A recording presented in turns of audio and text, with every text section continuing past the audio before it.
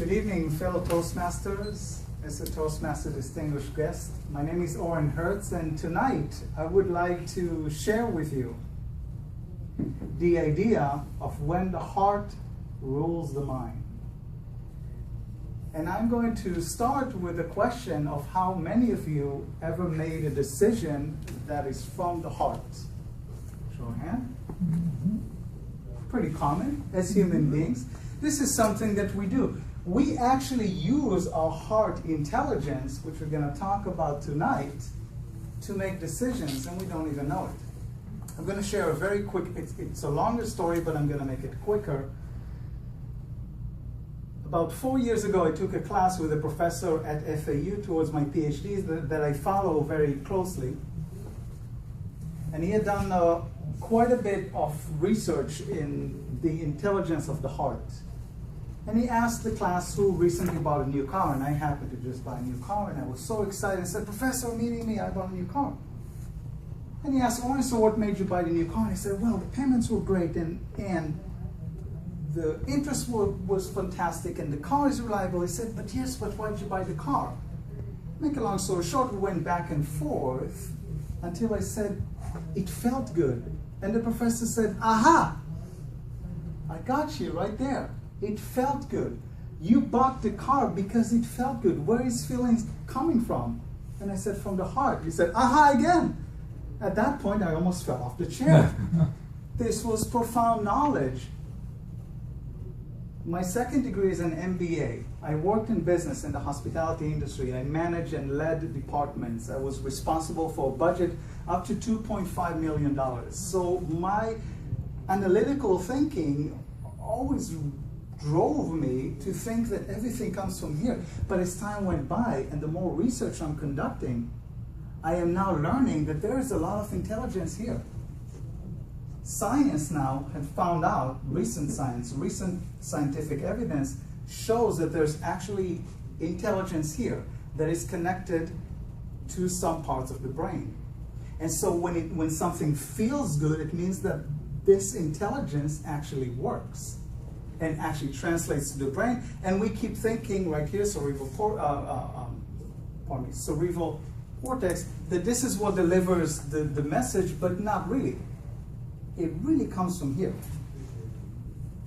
We always had that ability. This is not something that we evolved.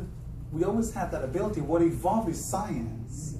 And now science is offering us this intelligence, this information that we can think from here. But it's hard for us to accept it because we know, we've learned, right, that thinking comes from here. That's how we were domesticated. I'm on a journey in life, and part of my dissertation is to unlearn what I've been taught and relearn what I can be, who I really am. Remembering really who am I, Oren, before they told me who am I supposed to be. A lot of it is stored right here.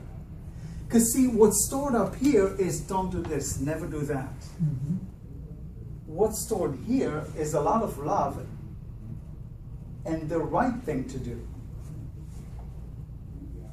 Science is showing us that today. We are, according to the Kabbalah and other areas of spirituality, we are light. We descended to this earth because we are light. We are 100% light. But what happened to us human beings over time, we are taught, again, don't do this, never do that. This is not good for you. Wear this, don't wear that. Don't look like a girl because you're a boy. Don't look like a boy because you're a girl. We are not really allowed to be who we really want because we're domesticated. It's not necessarily a bad thing. Our parents taught us what they've been taught, and what they've been taught before. It's really not, it's nobody's fault. It's just a matter of waking up and really making the right decision of what is right for us.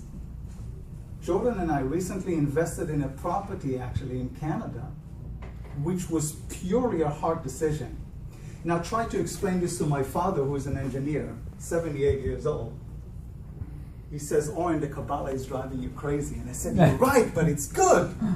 It's excellent."